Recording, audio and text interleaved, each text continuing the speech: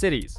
They're pretty big, and building one in Minecraft has definitely been done before, but I'm gonna do it better. Although the city builds that exist on the internet are really impressive, I think they lack a level of nuance. Sure, when building a massive project like a city, the bigger scale is important, but I believe that it's the small details and lore that really bring a build like this to life. Like, why does that building look like that? Or why are factories placed where they are? Or like, how did this one random ass neighborhood in Tokyo develop its own food culture? Like, it's not even a different city. Also, with the help of the Create mod, we're gonna make our city dynamic and lively, with working public transport lines, airports, boats and docks, amusement parks, big, flashy cyberpunk lights, residential areas, tourist attractions, shrines and temples, ancient cities, national parks, massive shopping malls, and so much more. Ever since I started playing the Create mod, I've always wanted to build a city, and I think that's mainly because, well, no one's really done it, but also the addition of the contraptions gives you so much potential to make the build interactive and actually function at a smaller scale. I want to build a city that looks impressive from a distance, but also has a story and a ton of detail. I want you to be able to explore the city and have every alleyway and every building feel unique. This is also technically a continuation of my survival series, but I've specifically edited this in a way where you don't have to watch all those videos. Just know that I did a lot of factory automation in those, so I'm not gonna focus at all on resource gathering for this city project. The terrain in my world also looks a little funky, and that's because I have the Continents mod installed, along with some other biome mods. Nothing insane like Terralith, but still enough to add a bunch of character to the environment. For most of this past playthrough, I've basically exclusively been working on this starting island, but now with the start of this new season or reboot or whatever you want to call it, we're going to be moving our focus somewhere else. Now, I've done quite a bit of preparation, and from my research, I've noticed that usually when people build cities in Minecraft, they're based off of European or North American cities. In fact, I don't think I found a single build based off of Asia. So that's what I'm going to be doing. This is the island that we're going to be building on, and here's a plan of what I want each region to look like. However, this is mainly just for my guidance. You really don't need to understand any of this. You can kind of just sit back and watch me build. Just know that I want the left side to be a more modern cyberpunky city and the right side to be an older and more preserved city. But before I actually begin building anything, I need to flatten this island. Minecraft terrain has exaggerated height with reason, because otherwise gameplay would be insanely boring. Knowing this, I decided to terraform most of the major areas down to the same Y level. That way I could plan easier with the idea of just simply building it back up if need be. I did this in Axiom first to gauge how it would look and how much work it would be. Turns out it was a lot. I don't know why I thought this would be like the easier part of the video. I literally had to tear down entire mountains. I initially was doing it all by hand, but I soon realized that that would be so tedious because not only do I have to sit at my computer constantly and actively play, I would also have to repair my tools, which would require me to travel all the way back to the original starting island, where most of my factories and resources are set up. And that's like 3,000 blocks away, so that wasn't gonna work. Thankfully though, I remembered that the schematic cannon was able to clear blocks, so I made some schematics of empty chunks and just kind of used those. Okay, and then if I put this in here, and then I put some gunpowder in here, replace solid with empty. Yeah, okay, that's looking pretty good. I'm not sure if this is actually that much faster than mining, but it is definitely a lot more sanity preserving. So the plan is to have 3 going at the same time, so we work, or 4 going at the same time, so we work 4 times as fast, because otherwise this is... The issue was it still took a really long time, but thankfully now I could just kind of leave it on in the background while I work on other things. In fact, I'm actually writing the script as it's going right now, so...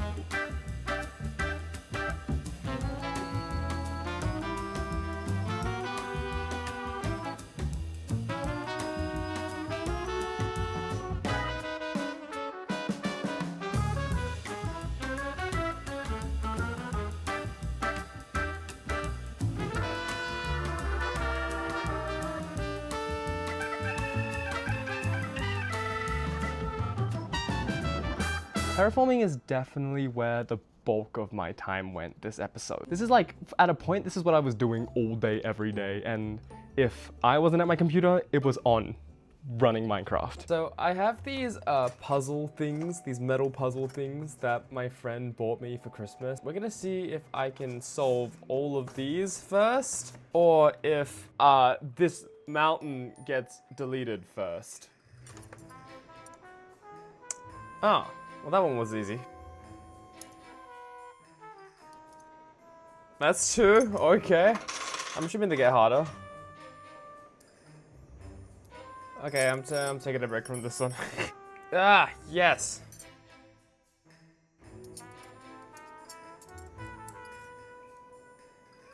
This is the easiest puzzle ever.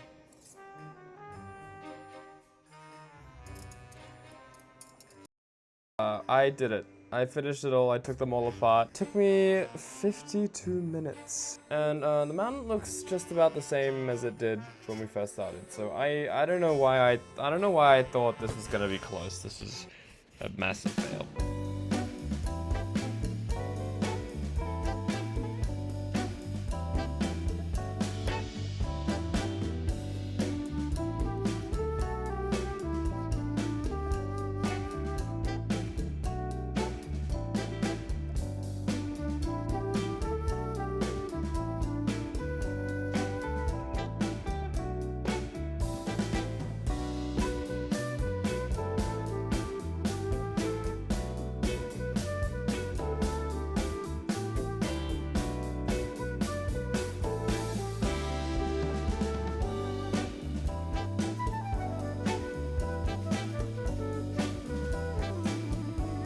With over 200 days on just terraforming, we finally got it done. We finally have a flat canvas to start building our city on. Oh, okay, so we're finally done with the terraforming in both areas. There's still a bit of stuff here, but I think I'll do that when I get to it. The areas I have set out for, like the main commercial areas and the main CBDs, have been cleared out. So I think what I'm going to do now is I'm going to go get a bunch of colored blocks and I'm just going to kind of draw out the districts on my world. Because right now I have the map, but those maps don't really give you like a great sense of scale.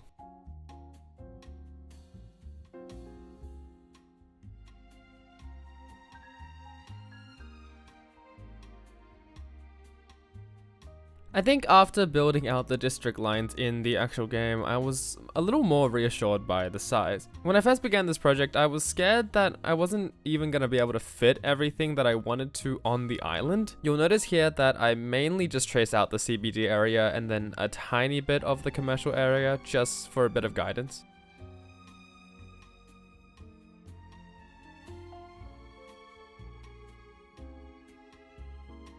For the secondary city on the right, the older one if you remember, I decided to leave the lines out because after consulting a friend, I realized older cities just kind of blend their CBDs and their residential areas. Now, most of this video has been planning so far, and I'm sure you're probably already sick of it, and honestly, so am I. So let's start with building our first skyscraper in the skyline. About 6 months ago, I joined the Recreate SMP, which is essentially a massive survival server with a bunch of Create Mod YouTubers. I designed this really exotic looking skyscraper and I was gonna use it as my base, but then school got in the way and the server was really laggy because it was based in Europe and I'm in Australia, and then also like the time difference, so no one was really on when I was. Anyway, I think you know where I'm going with this. The skyscraper that I designed and built never really got used, which is a shame because I think it looks pretty cool. When I started the city project, I immediately thought this tower would look really cool in the skyline, so we're bringing it back. That being said though, I would definitely have to make some changes to the original design. Yeah, the arches are very European. You could maybe give it some kind of like grid form, like the Tokyo Sky. Replace the arches with that. Oh, okay. That's like some grid forms at the bottom, because they really like modern skyscrapers. Okay, right. I still couldn't really remove some of its arches because these are kind of like quintessential to its design.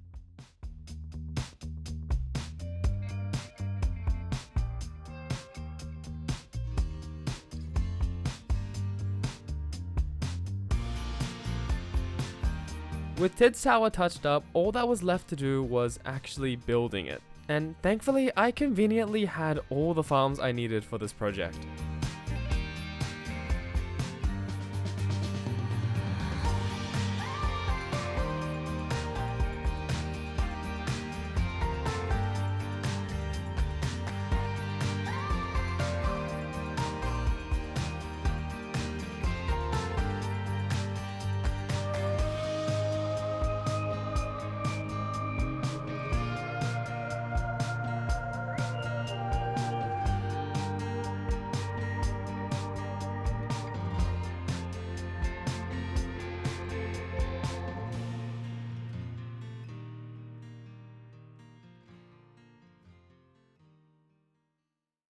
Before I build anything on here, I need to take a second to ask for your help. The best thing about building a city in parts like this has definitely got to be the fact that I'm able to step back after every episode and hear your opinions and ideas. Naturally, because I want to build a city with a complete backstory, there's gonna be a lot of things that I just don't think about or forget. So if you have any suggestions for anything, and I'm talking like anything, this could be like something I build or like a brand name or even like a street name, I really need your help. Okay, anyway, obviously when I originally designed Tids Tower, it was supposed to be a functioning survival base, and due to that fact, I left out a giant foyer area at the bottom, which I was originally going to use for my utilities like storage and farming and all that. Now that it's been repurposed, I needed to fill the bottom in with something, so I decided to make the ground and first level a public recreational area for the citizens to chill in. And as I design and build this area, I'm gonna fill in some inconsistencies with lore. Tids Tower was constructed as a joint international project between several European states and our city, which doesn't have a name yet, so I'm just going to refer to it as City X for now. It was built as a permanent symbol of peace, cooperation, and shared prosperity. The tower deliberately blends European and Asian architecture, which now that I'm thinking about it, it's actually kind of perfect because the structure was literally designed for a European Minecraft server. Its form was meant to stand apart from traditional domestic architecture, not as a sign of dominance, but as a visible reminder that the city's future would be shaped through cooperation rather than conflict. At the time of its completion, Tids Tower represented the largest collaborative construction project ever conceived in City X. Materials, funding, and labor were all originally sourced internationally, but it has since undergone many repairs and upgrades like the addition of its lights. Its design is very unique and unlike the other high-rise buildings in the city because it was designed to look ahead of its time. In the decades since, Tids Tower has evolved beyond its original diplomatic purpose and now serves as the primary financial hub of City X. The building is a multi-purpose skyscraper which features public recreational areas, a bunch of office floors, and an observation floor with a luxury restaurant at the top. I'm gonna be building that after this. That's not here yet. Bro, are you kidding me, man?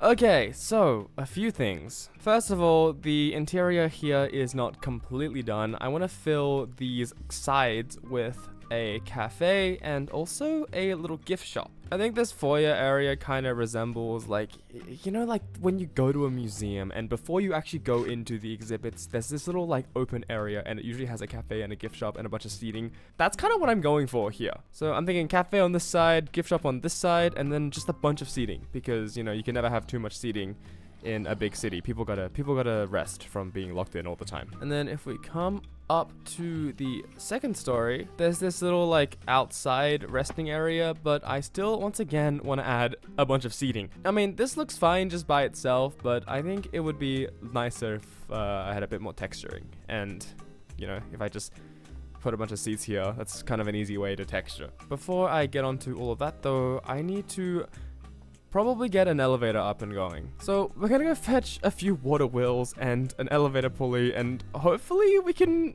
make that work.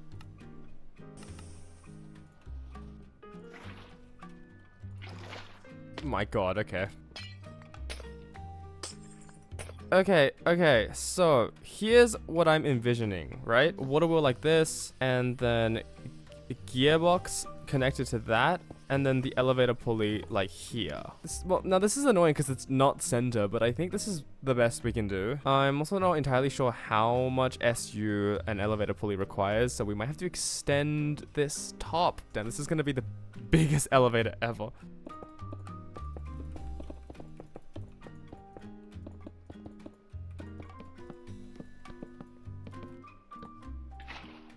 Let me just see how slow this is, because there's a chance this thing's gonna move at like 2 kilometers per year.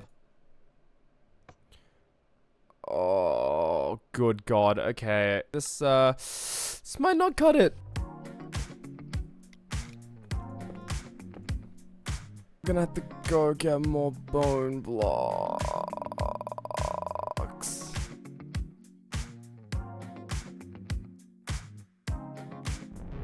Now Tid's tower has a pimple on top of it. That's much better.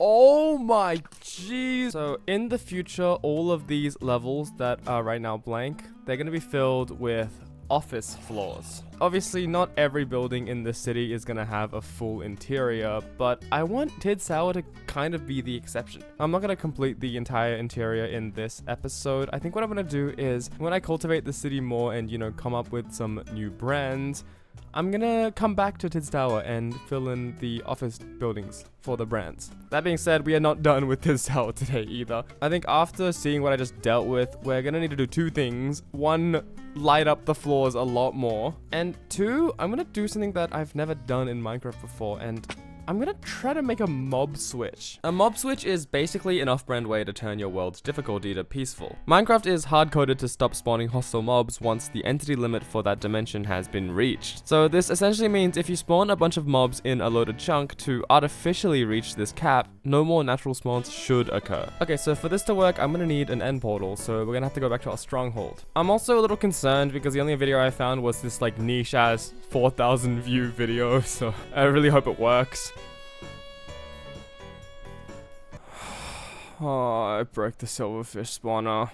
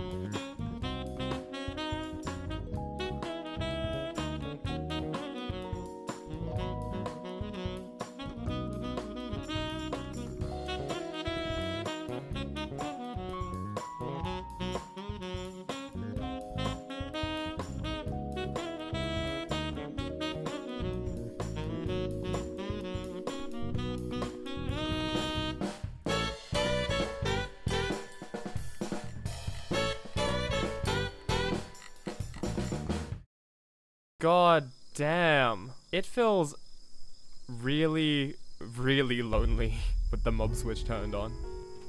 I then decided to build the observatory that I said I would earlier. Now, I went for like a green botanic theme because I feel like that's pretty unique, and also a lot of the other parts of this tower have been kind of environmentally themed, so I thought it would fit. Also, I had to get like a million camera angles here because of the big elevator pipe in the middle, so this segment is split into like a bunch of different shots.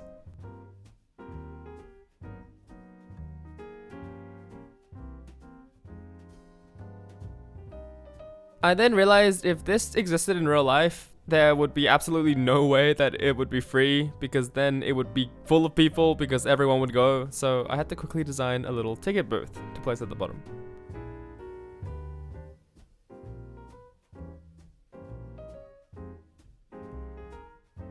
So now we're gonna build the luxury restaurant at the top, and I think we're done for Tid's Tower, for today at least. I want the restaurant, I kind of have a vision for it. I want it to look different, like I want it to be really dark and gloomy, because that's kind of what luxury restaurants tend to look like. I think it will juxtapose the rest of the tower a bit, because everything so far has been really bright and white and birchy and all of that stuff.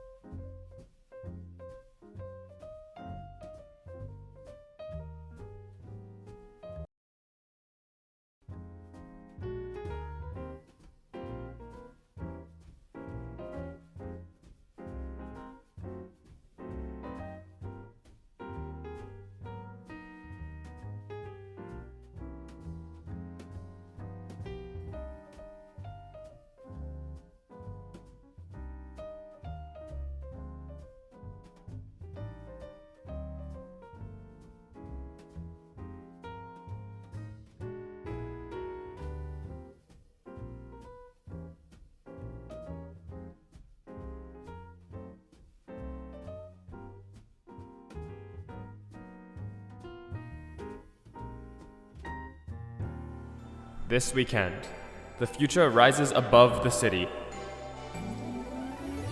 Introducing Tid's Tower, the ultimate destination for work, wonder, and world-class luxury.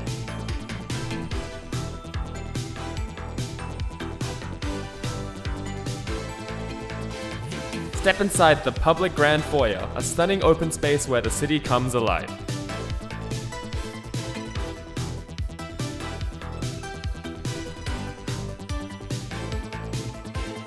Ride to the top and discover the Botanical Observatory, a sky-high garden with breathtaking views.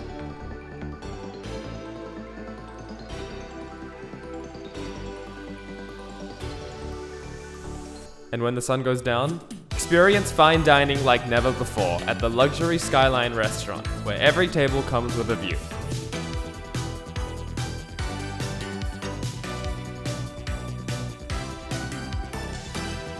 That took way too long.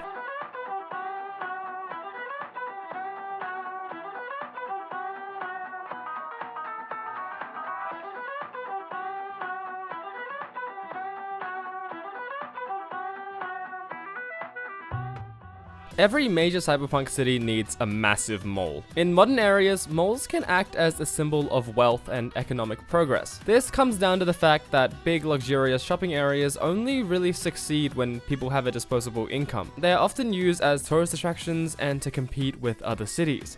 If you couldn't tell, we're starting with the rich area of City X. I originally came up with the shape of this tower months and months ago. I got bored one night and I knew I wanted to build a city eventually, so this Emerald Tower has just kind of been sitting in my planning world. I never actually knew what I wanted this skyscraper's purpose to be, until now. The tower is going to feature a massive mall at the bottom and a luxury hotel stacked above.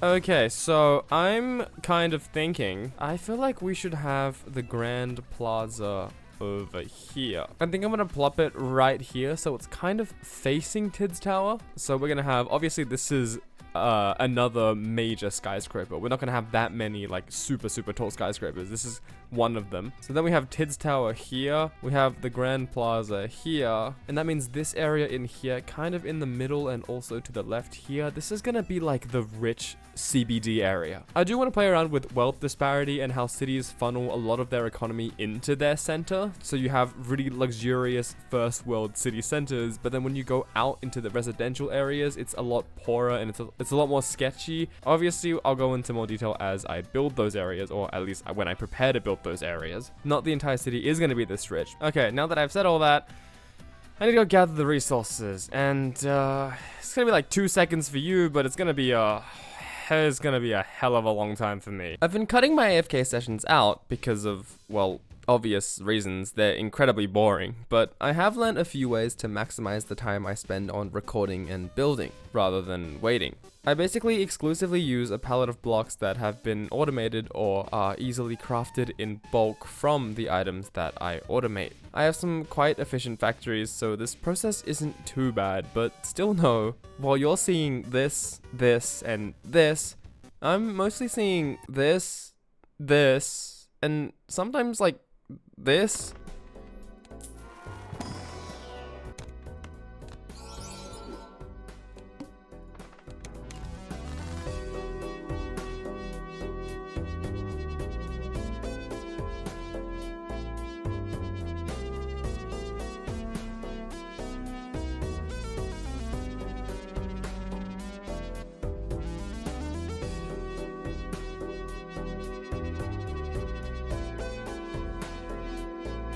Now we have 2 skyscrapers in the skyline. Now, right now, this shopping tower looks pretty bland, but I plan to have big kind of brand posters up like a typical mall. Also, I'm gonna have a bunch of stores just on the outside here as well, so that's gonna make it look a lot more noisy and interesting. We're not gonna be doing nearly as much work on this tower as Tid's Tower though in this episode, because the shopping tower alone, this could be probably like an entire video. So we're gonna save this for another day, but there is something I do want to build here. Cities in, well, at least East Asia are completely littered with convenience stores, to the point where I'd say there's one like every 50 meters or so. In one of my previous episodes, I actually already built a convenience store. It's as glorious as the day I left it.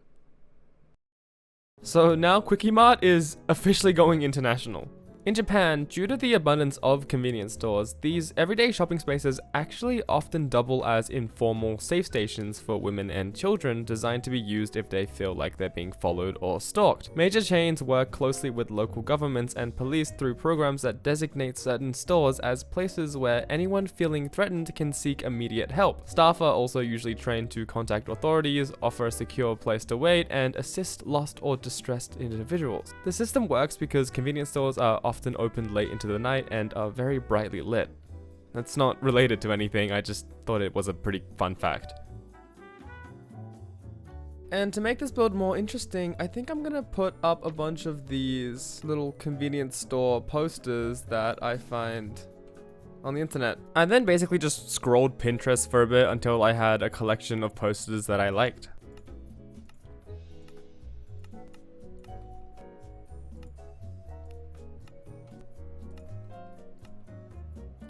This one's my personal favorite. Wait, also had a thought. Can I put these like on the I can. So this might be the best idea I've ever had ever. I don't really like how it's glitching on the edges, but I think we can fix that, honestly.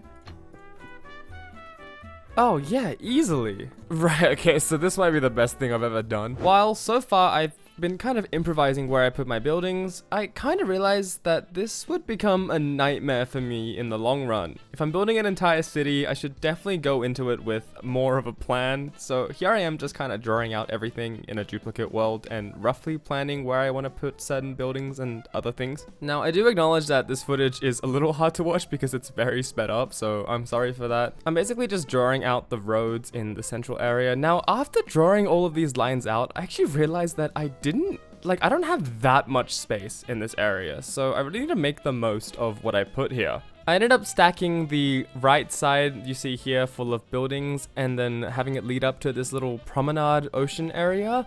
And then I also built a park on the left here. And I think I didn't draw it on here, but I'm also going to stack the top, the area in between the Grand Plaza and Tid's Tower, with a bunch of buildings just to kind of fill the CBD out a bit. While I draw all this stuff out onto my actual world, I thought I'd take a second to address your comments asking me about my building. I've gotten quite a few questions about my building process and how I build, so I've boiled it down to a few tips and some things to keep in mind. If you're not interested in any of this and just want to see me go on with the city, I'll put a timestamp on screen to skip to. Firstly, something to keep in mind, building in modded Minecraft is fairly different to vanilla Minecraft. Firstly, let's start with the smaller scale. Mods like Copycat Plus really expand your options. Now, this is incredibly overwhelming at first because it gives you so many new choices. And I get it, like you can literally build with single pixel slices. My advice for not getting overstimulated is just to completely ignore these new blocks when you begin your build. In my opinion, these blocks are useful for small details, so you really shouldn't be thinking about them until near the end anyway. Keep your build simple and experiment with these really fine details once and only once you've gotten a really solid foundation. Try experimenting with layers by swapping some slabs for these half panels or slapping some of these layers onto your walls. It adds a lot of depth and makes your build look a lot more interesting. My second piece of advice is just to keep experimenting. I usually begin building off a reference photo, but by the end, I find that my build looks completely different. In modded Minecraft, you're probably not going to be familiar with every single block, so your best bet is just to keep trying different things until eventually something works. And then you can save it for next time. Now, let's talk bigger scale. Use Axiom. It will make your life so much easier. In my opinion, it's a lot easier to learn than World Edit, and there's a bunch of good tutorials on YouTube. For these bigger builds, like the skyscrapers I'm building, I like to begin by molding a shape out of a really colorful block. You can do this fairly easily with Axiom's assortment of tools. Once you have something you're happy with, paint over it and add details. You're able to use weirder and less conventional blocks for bigger builds because they're designed to be viewed from afar, and you're not really going to see the textures of specific blocks anyway. So with that, you can use each block for their color rather than their texture.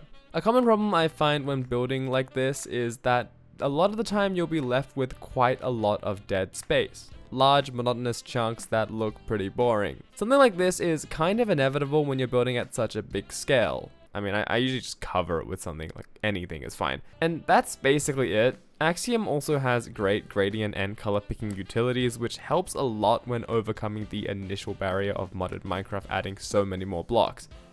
This is just sounding like an Axiom ad at this point. The segment is not sponsored, I swear. Oh, would you look at that? The planning's done. We can go back to building the city now.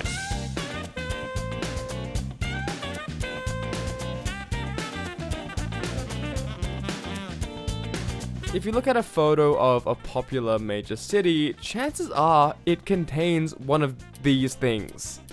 I swear like 3 out of 4 major cities have one of these things. What the f does it even do? Okay, so I searched it up and apparently they're mostly used for like broadcasting or radio, which actually that makes a lot of sense. I don't know why I did. Now, I'm not gonna lie, building this kind of broke my brain a little bit because I haven't built anything remotely like this in my life. And then I had this problem of like, does it look too unnatural, like out of this world? But then when you compare it to the reference photos, I feel like they all kind of look out of this world. I mean, they range from looking like they're kind of man-made to like, this thing was brought in by an alien. This is also one of the other towers that I plan on furnishing the interior. However, I do think I'm gonna leave that for another episode. This thing is built on top of a park. So I think when I build the park, I'm gonna build the interior because I also plan on building like a little museum at the base. Because that's typically what these towers have for some reason.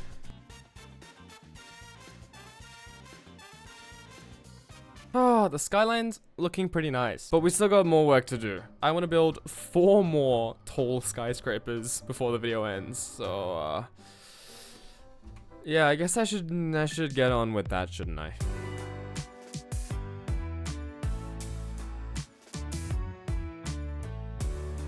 I wanted to complete all of the high-rise buildings in this first episode because I figured that would be a good starting point as they're the buildings you'll see no matter where you are. Mentally, I settled on 7. This number seemed good to me because it felt like the perfect balance of squeezing as many skyscrapers as I could in the CBD while not making things feel super cramped. These buildings will all eventually have their own stories and somewhat decorated interiors, just like Kid's Tower. As of right now, I'm just kind of laying out the groundworks though. For this first tower, I had a weird issue where I didn't want it to look too bland, but also I didn't want it to stand out that much. This one's supposed to be one of those towers that just kind of blend into the background, and to be honest, I'm not the biggest fan of how it turned out. But honestly, every big city has a few ugly buildings, so it's all natural. I did end up going back through and changing the bottom eventually. You'll see that. You'll see that later.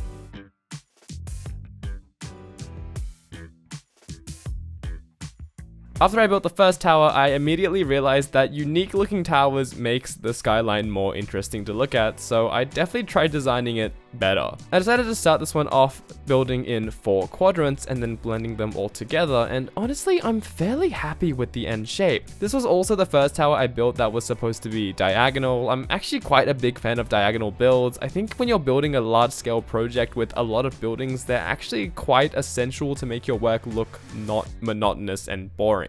And additionally, when you're building at such a big scale, Corners tend to blend better anyway, so you don't really notice that the building is off-grid. I also realized that these sea lanterns actually work really well as just white blocks for highlighting, because when you view them with shaders on, the light they emit overpowers the texture and you can't really see the actual block, which is great because it also means you don't have to focus on lighting and they look really nice at night. You'll also realize when I try to rotate the building onto the grid, I kind of screwed up the calculations and the tower ended up being a lot bigger than I intended. Oops. When finding inspiration pictures for this project, I found a lot of cool looking twist towers and I thought I'd have a go at building one. You can see initially I experiment with a few designs that I don't really like that much before settling on this full kind of double helix looking twist. Axiom thankfully has an amazing feature which makes this super easy because otherwise I wouldn't even dare to attempt to build something like this. I also decided to go with an alternating stained glass pattern behind the initial blue stained glass layer like I did for Tid's tower to make the textures more interesting, and I think it worked quite well with the spiral design. For the last skyscraper, I decided to go with something much more simple. I noticed this kind of shard design is pretty popular amongst modern cities, so I decided to try emulate that. That's all I have for this one. Enjoy the build.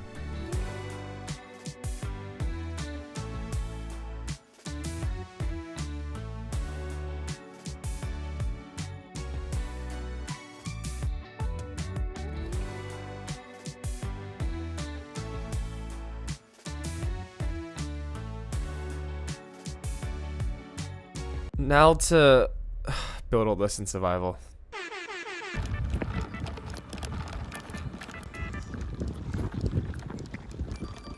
So I'm at a random mountain near my house. This is the angle all the TikTok influencers film at. I have an iced coffee and a salmon. I've been playing like a ridiculous amount of Minecraft in the past few weeks, so I thought I'd come and touch some grass. Albeit it's Australian grass, so it's pretty not green actually. It's actually gotten so bad that when I was walking down to the shops, I was thinking like, how do I build this in Minecraft? I'm gonna finish my sandwich and my coffee and then I'm gonna go finish this video then. Okay.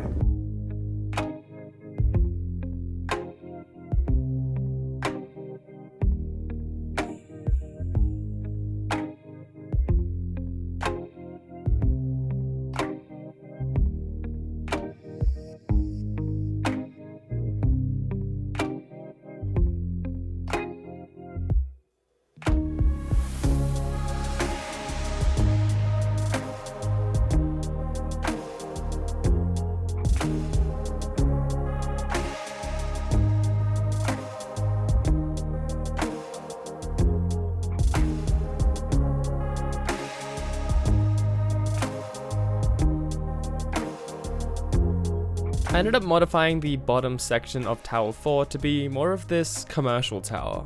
It's right near where I want to put the shopping street, so I thought it would be quite fitting. Eventually there will be a bunch of little stores along it.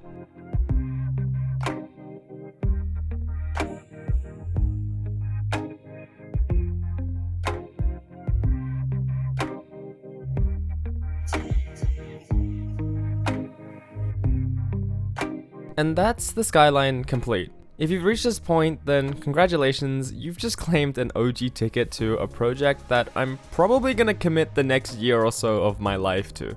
I don't really have a polished roadmap or anything, but if you've watched this far, you're obviously quite invested, so I thought I'd run you through some of my ideas. I want to build two kind of neighboring cities that are conjoined, a modern one on the left and an older, more preserved one on the right. The first part of this long project is going to be focused on the former, and I'm going to completely finish it before I move on.